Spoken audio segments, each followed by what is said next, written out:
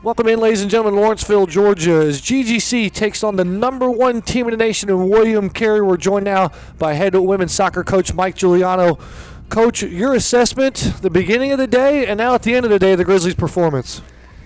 So I told the team after the game, I said, if you're happy with a good moral victory loss, I said, you're playing for the wrong coaching staff. There's no good losses at GGC. Having said that, given what we're facing today, including some things that nobody but us know, to do that, to have William Carey trying to figure out an answer the last 20 minutes because they could not deal with the pressure that we brought.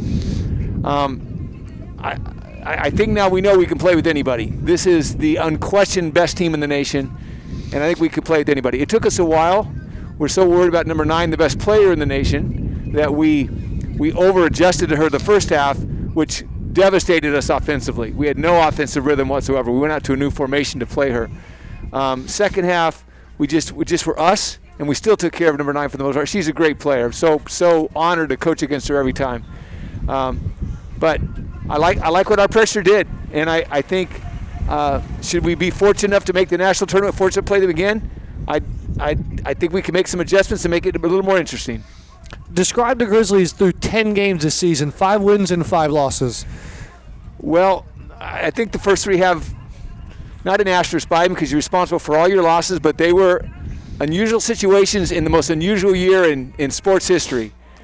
Since then, we have 2 losses. We have to a team receiving votes where we scored with 5 minutes left, wasn't counted. We won't go there.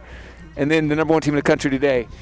So we were 6-2 in our 5-2 in our last 7 games, including 2 losses to teams that are in the national top 25 or top 30. We're coming along. I still think this team could be one of the most gifted teams we've had here, but we've got a little ways to go given all the quality we had, in years past. Coach, quickly here as we turn the page, we get ready for Thomas at home next week. What's on the line and what's at stake in that contest? It's the biggest game of the year. Biggest game of the year because if we should win, we'll probably certainly be the top seed in the conference tournament. If we should lose, we will almost certainly not be the top seed in the conference tournament. And the way you get to nationals is you win the conference tournament. So it's big. We don't match up terribly well with them. But we'll make the adjustments we make, and certainly we're playing a lot better soccer now than we were back when we played them in Game 3. It's the weirdest season, continues to the weirdest year. Absolutely. That GGC suffers a loss, but yet we feel momentum is going in the right direction. It is, absolutely. Coach, absolutely. Thank you so much for your time here today. Thank you guys. That'll do us here from Lawrenceville, Georgia. GGC comes up 1 goal short versus the #1 team in the nation.